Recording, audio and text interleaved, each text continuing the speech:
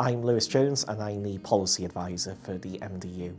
Primarily, I engage with members of Parliament, with peers in the House of Lords, and engage with our third-party stakeholders, so the Royal Medical Colleges, the trade unions, healthcare charities and the like, advocate on behalf of our members and the issues that they're facing. The two big ones I'm heavily working on at the moment are regulatory reform, so this is fitness to practice, particularly in relation to the GMC and the GDC, also potentially clinical negligence reform as well, so how the system operates and what can be done to sort of lower the costs nationally.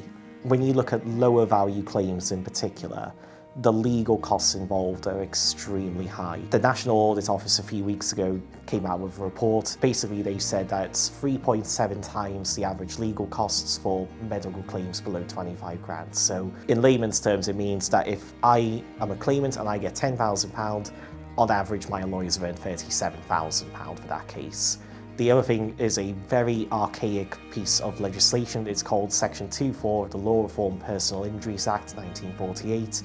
And basically what that means is that the NHS has a risk of double payments where they have to pay for people to go private if they have been found to have caused harm to a patient, but there's no mechanism to see if they ever do go private, and therefore there's a possibility that in some cases claimants might actually then go back on the NHS for their treatment. So effectively the NHS pays twice, once for them to go private and once to be treated on the NHS.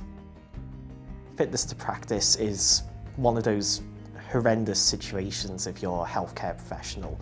No one wants to be subjected to one. And our biggest concern at the moment is the amount of time it takes for these cases to actually be resolved. The Professional Standards Authority, which is sort of the group that oversees the regulators, found that for doctors it takes over 100 weeks on average. For dentists it takes 150 weeks plus on average. And that doesn't actually have to be the case, but a large part of it is the fact that the laws surrounding it are really outdated now. We're talking 40 years plus in some circumstances. So one of the things we're very heavily advocating for is for the government to take action on this, to update the legislation, which will allow it to take into account developments that have taken place in the last few decades and hopefully speed up the process a bit more. So instead of having a situation where it could be that someone's being investigated for 2 years, they might be investigated for a couple of months instead.